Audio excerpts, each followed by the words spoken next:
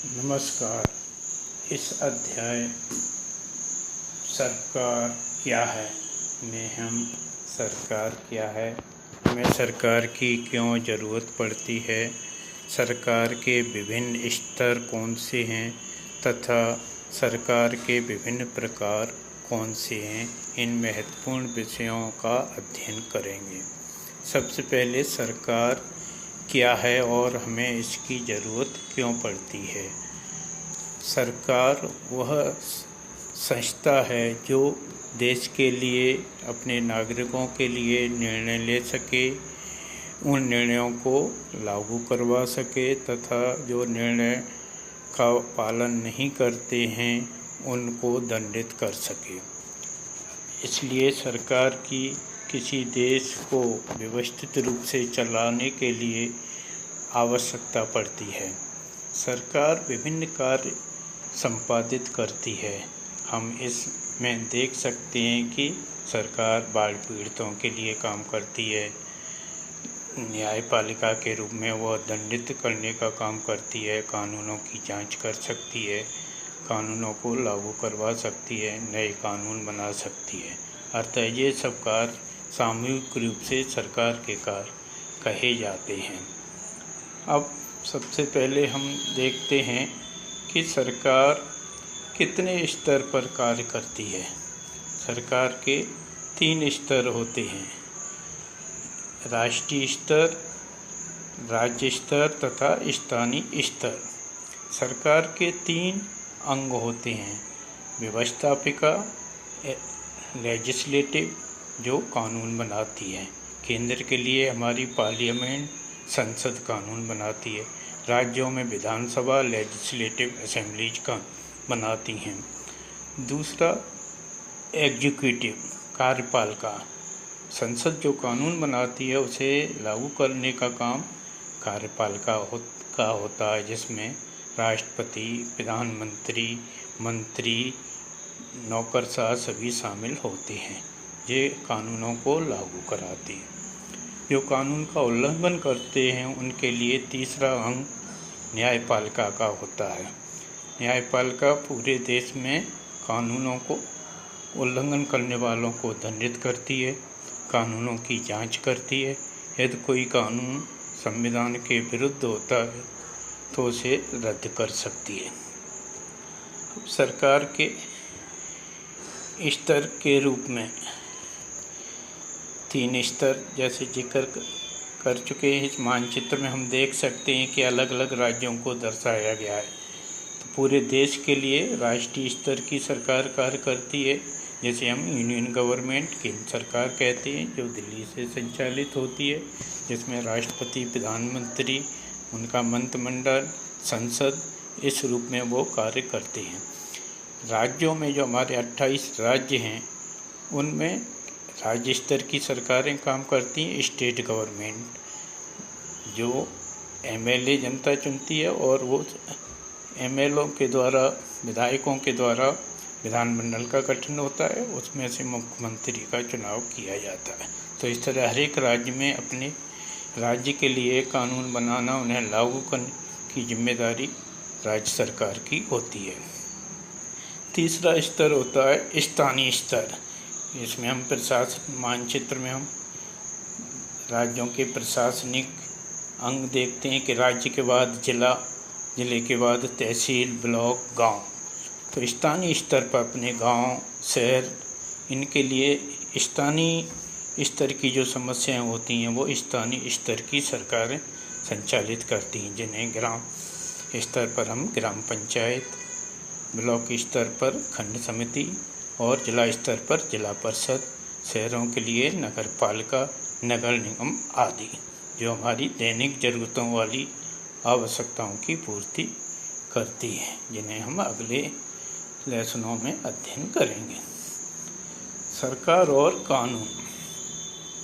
सरकार का मुख्य काम विधायिका के रूप में कानून बनाना होता है कि देश को समय समय पर जिन कानूनों की ज़रूरत पड़ती है वो केंद्र सरकार बनाती है।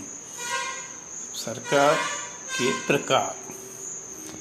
सरकार के प्रकार के रूप में हम इस तरह से विभाजित कर सकते हैं कि लोगों और शासन करने वालों के बीच में संबंध किस प्रकार के हैं।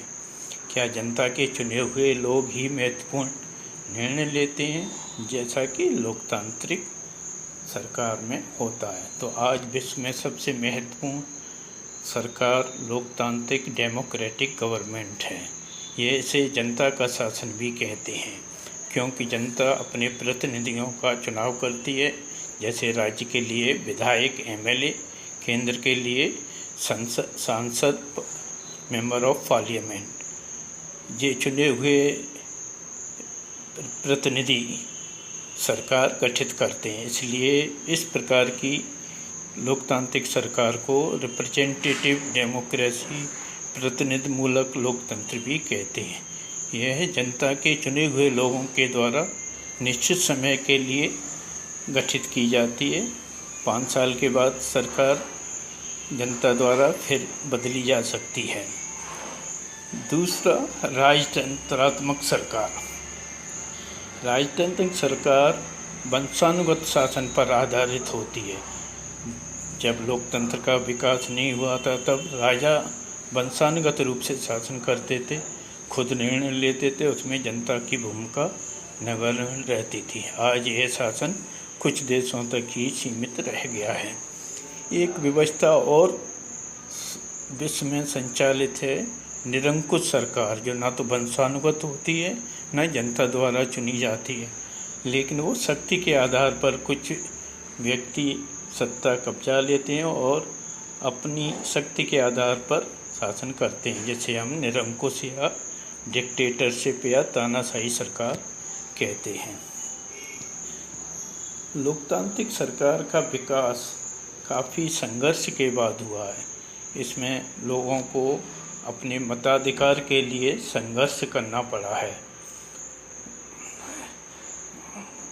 प्रथम विश्व युद्ध के पहले महिलाओं को वोट का अधिकार नहीं था, तो अमेरिका में सरफेज मूवमेंट, मताधिकार के लिए महिलाओं ने आंदोलन चलाए। तब 1920 में वहाँ महिलाओं को वोट का अधिकार मिला। ब्रिटेन में 1928 में महिलाओं को वोट का अधिकार मिला। विश्व युद्ध के दौरान जब पुरुष युद्ध लड़ते थे, तब ये महसूस किया गया कि महिला वो सब कार्य कर सकती है जो पुरुष कर सकते हैं। इसलिए महिलाओं के अधिकार को समर्थन मिला और उन्हें ये अधिकार दिए गए। महात्मा गांधी जी ने भी अपने राष्ट्रीय आंदोलन में सभी लोगों को वोट देने के अधिकार का समर्थन किया, जिसे उन्होंने अपनी पुस्तक यंग इंडिया पत्रिका में इसका वर्णन किया और उन्होंने आश्वासन दिया कि देश की स्वतंत्रता के बाद सबको वोट का अधिकार दिया जाएगा।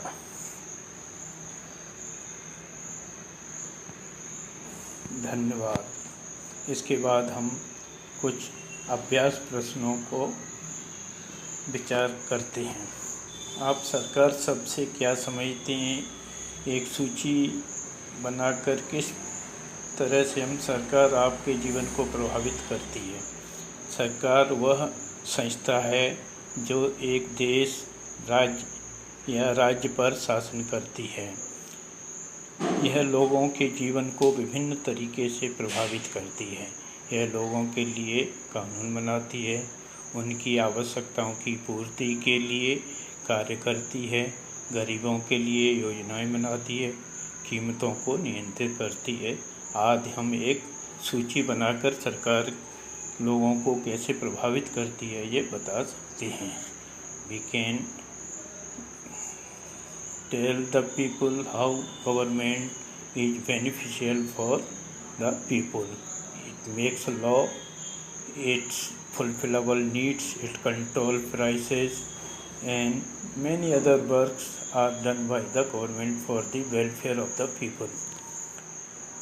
सरकार को कानून के रूप में सबके लिए नियम बनाने की क्या ज़रूरत है? एक व्यवस्थित शासन चलाने के लिए हमें नियमों की ज़रूरत पड़ती है।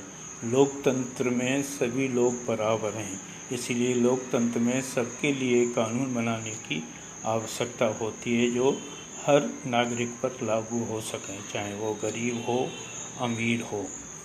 इसलिए सरकार को कानून के रूप में सबके लिए नियम बनाने पड़ते हैं, जिससे एक सभ्य समाज में अच्छी तरह से शासन चल सके।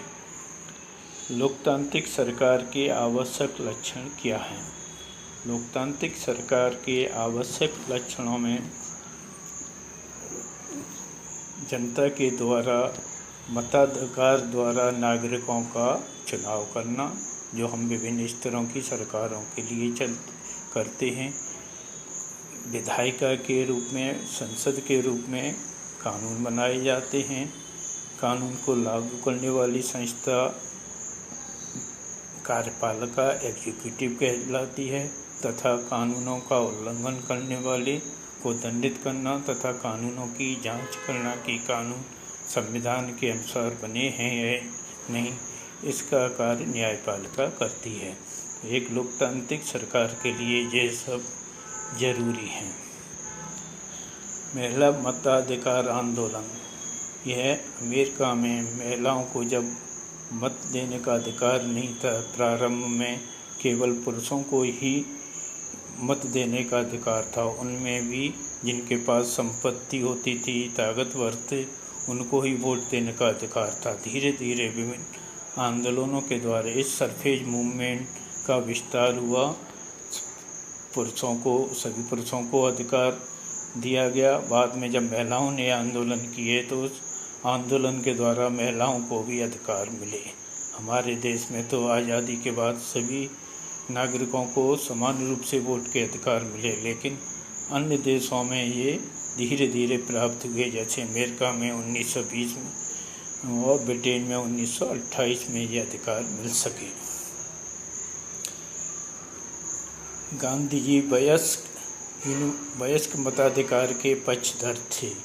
वो सभी लोगों को सार्वभौमिक वयस्क मताधिकार का राष्ट्रीय आंदोलन के समय ही वकालत करते रहे थे। वो इसके लिए गरीब, अमीर, पढ़े लिखे, अनपढ़ सभी लोगों को वोट देने के पक्षधर रहे हैं। उन्होंने विभिन्न तर्कों के द्वारा इस चीज़ को साबित किया है। गरीब लोग ईमानदार होते हैं, भले ही वो पढ़े लिखे नहीं हैं, लेकिन उन्हें देश की समझ होती है, देश के लिए कार्य करते हैं। इस आधार पर उनकी देश के विकास में भूमिका कम नहीं होती है, इसलिए वो गरीबों, किसानों सबको वोट देने के अधिकार के पक्षधर थे।